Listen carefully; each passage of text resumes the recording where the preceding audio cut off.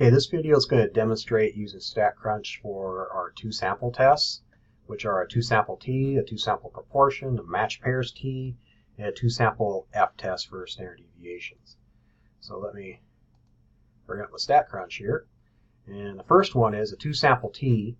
And this two sample T, I'm not going through all the variations of it. This is a two sample T with summary. You could do a two sample T with data. I think you're pretty used to that with the one sample case. I just want to show you what's happening. So stat, T-stat, two sample. There's my choices for data and summary. I'm going to go with summary because that's what I have. And this is going to be a recurring theme. You have sample 1, sample 2, and you have to keep straight. In this case, 56, 3, and 34.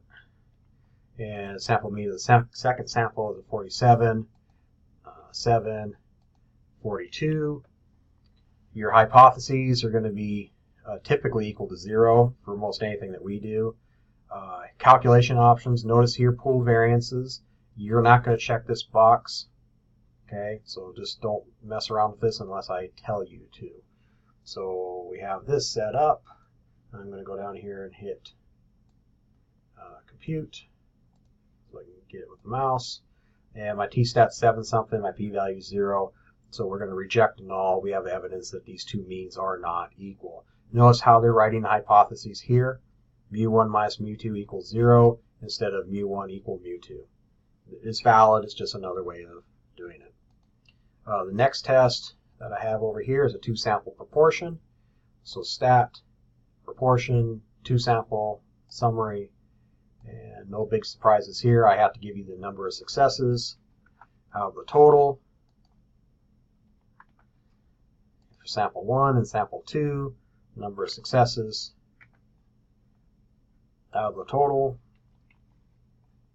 And you're typically not going to mess around with this. The only thing you're going to change on hypotheses would be if it's less than, greater than, instead of not equal to. And sometimes you will have it that way. And again, bring this down so I can hit compute. And there's my test stat and there's my p-value. Now I'm going to quickly just go to options and go backwards here. If instead I didn't want to do a hypothesis test, if I wanted a confidence interval, you put all that in and then you select your interval that you want. Say I want a 99% confidence interval. The interval is out for the difference between the population means. And when I hit compute, you can see my lower limit, you can see some of my upper limit. So if you can do confidence intervals, same way. Next test on the hit list is a match pairs t-test. This one is typically going to be given to you with data. So I have two different samples. And in class I'm going to elaborate on this more. But these two would be linked, these two linked by rows. They're typically two measurements, two different measurements on one sample. So where I have sample 1 and sample 2, it'd probably be better to have reading 1, reading 2. But the idea is that you're taking two measurements on one individual thing. So stat, T-stats, paired. I have to tell you where my sample is, sample 1, sample 2. Hypothesized, again, typically we're going to have these equal to 0. And I would check this box of differences. I'll elaborate more on that as we get into this in class. Always check that box. So when I hit compute, it will put the differences always going from left to right. 10 minus 12 is minus 2. Sometimes it's handy to have those differences. The mean is a -1. That's actually the mean of these differences. The standard error is of these differences. So my test stat's a -1. P-value is about 37%, a little over. So you would fail to reject if there's a difference between the two different readings.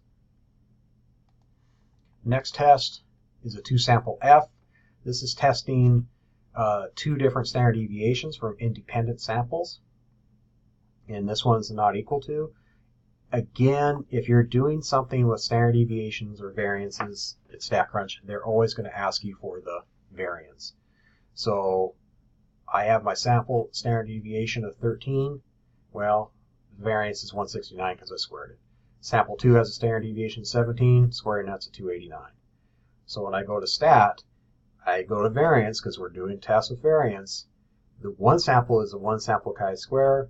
The two sample is a two sample F test. And this is going to be a two sample F with summary. Now here's the other problem. You have to put the bigger variance in first. So it doesn't matter how it's labeled here. That sample 1 is a 169, sample 2 is a 289. You put the 289 in first. 289, and then the sample size that goes with that is a 42, then a 169, and the sample size that goes with that is a 34. And this is weird how the ratio is equal to 1. Well, just pretend for a second if I divide both sides by sigma 2, this becomes 1. This becomes racial sigma 1 over sigma 2. Here they're talking in terms of variances. You're not going to change this. And move this up so I can hit compute. My F stat is 1.71. Proportion, or excuse me, p-value is around 12%, so I'm going to fail to reject. Notice I have two different degrees of freedoms. They're based on these two numbers, but you have one for the numerator that was coming from here, because we put 289 in, and for the denominator, which is 1/34, because we put that in the bottom. Okay, those are a quick summary of our two sample tests.